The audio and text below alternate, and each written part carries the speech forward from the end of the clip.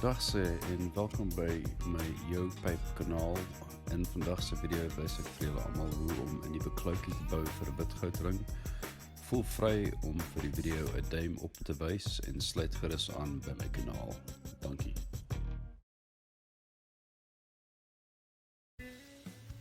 So today we've got this 18 karat white gold solitaire that had lost its diamond. And what's interesting about this particular setting is typically we'll find that the tips will wear down to a point and then you'd have it hook, it opens up and it falls out. But in this particular case, if you had a look at the sides of these claws, you'll see how thin the sides are. These claws have been cut too deep. Can you see the side there?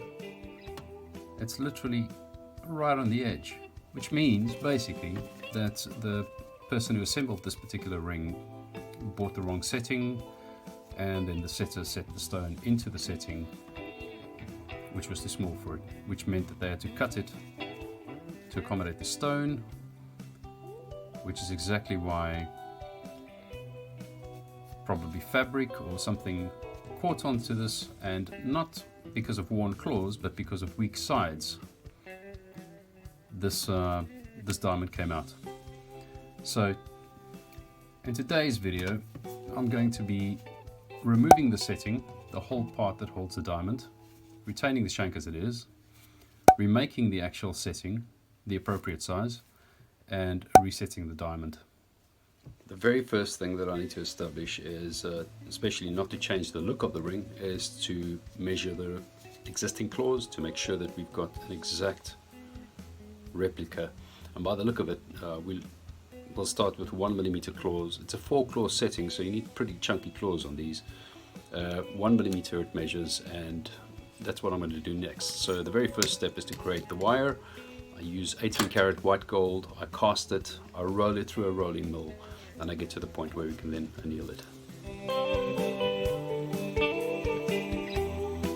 When I say anneal, I mean it actually softens the metal.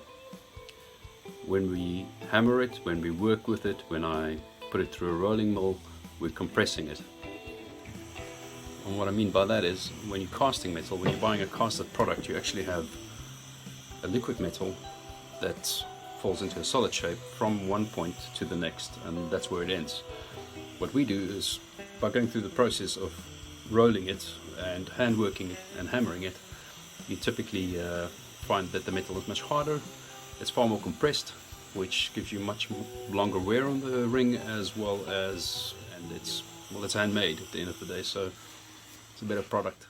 Alright, we're almost there. I've got the wire drawn down to the point that I need it drawn down, so it's not, it's gone down from, I think when you saw it last, that thickness to this thickness, which is just over 1mm is what I need. I put it into a little pin vise, which will allow me to have a little bit more control over this point over here.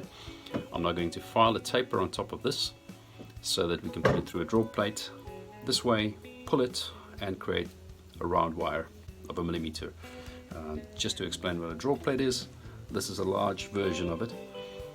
The basic function here is to put the wire in this side and draw it out that side, so it creates a round shape. Here we go, we've got the draw plate in a bench vise. I'll be going through this hole, that hole, possibly through that one. We'll measure it from here and see where we're at. I'm going to use a little bit of this 3-in-1 oil just to give the wire a little bit more of a chance to get through the holes, because essentially we are compressing it.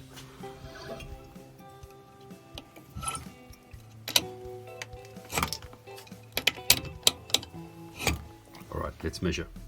I'm on 1.1, 1.09 at this stage. It's still not perfectly round, so we'll carry on until we get to 1.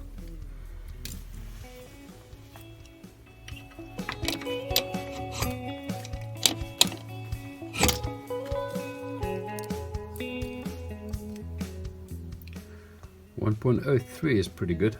What I'm going to do now is I'm going to straighten this by heating up the wire and pulling on it so to get that curve out of it. And because of that, we're actually going to thin the wire out just ever so slightly, which means we'll probably end up on exactly 1 millimeter. I've annealed the wire. I'm going to now just pull it straight. This is all to do with that process with hardening the metal the whole time and compressing it. This is what gives it its strength. So I'm going to put one end over here in the vise. As you can see, that's not perfectly straight. It's got a nice angle on it. And I'm going to use the pliers, tongs on the other side, and I'm going to give it a consistent pull to one direction. And when I release it now, with a perfectly straight wire. So I'll be cutting sections of this to make the collet now. Alright, we're ready to solder. I have my flux, I have my solder pick, I have a set of pliers on my hand for absolutely no reason. I'll put those down. I'm going to be using an 18 karat white gold hard solder for this one. We don't want rings to fall apart when we start working on them again for whatever reason. I've got the 2 wires in a jig, and I'm quickly going to just solder them together. Bear with me.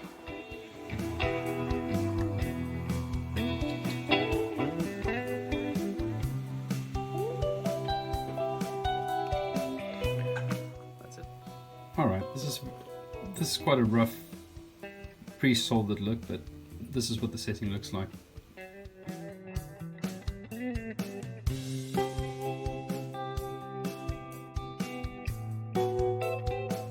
Yeah, so here we go. The setting is complete now.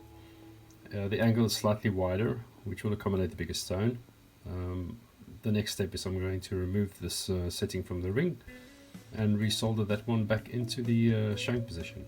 Next step is I'm going to remove the collet by heating the ring and then removing this while under heat, removing the setting out when the solder melts. Clean it all up, replace this setting into that slot right there, and then I'll show you guys how we set the stone.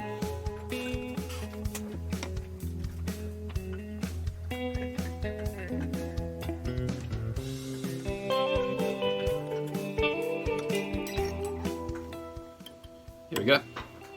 Setting is out, and effectively I just need to slip this one in there, like that. Guys, this is the ring now. The new setting is mounted. So I've removed the previous setting and I've brought this one back in there. There's a lot more clarity on the ring right now. There's a gap over there which was filled with solder previously, so it's a lot tidier. And of course, as I've said before, the size of the angle of the actual claws are correct now. The thickness is correct. So next thing for me to do is to tidy it up and then to set it. I'm sanding down the ring. So this is the process that you go through just before polish, and really what I'm doing is I'm removing all the tiny little bumps, all the little scratches with a very fine sandpaper to make sure that we've got a very smooth finish that we can then put onto the polishing motor. Okay, we get to the end now. The setting has been soldered in. I've cleaned up the ring all around the areas where I'm not going to have access once I've set the stone. I'm just about to set the stone now. This is a vise that I'm going to be using. It secures the ring completely, and I'll be using a Leica A60 microscope to do the set work and to make sure that all the solder joints are perfect. I'll be dropping the stone in around there. Just about to set the stone right now. You can actually see the excess of the outside of that metal now. This is what you're looking for. You're looking for a nice and sturdy outside area, where we had very, very, very little of that in the previous setting. So we know the stone is right size for the setting, and the setting is right size for the stone. Let me get that in quickly and we can get this job done. If you've ever wondered how to set these, it's literally just a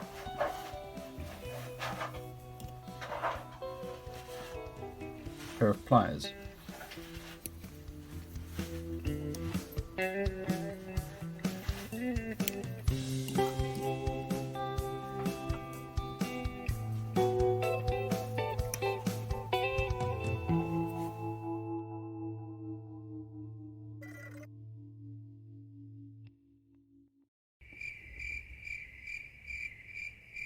That's it, guys. Thank you very much for watching the video all the way to the end. Like and subscribe if you enjoyed it, and I will see you next time.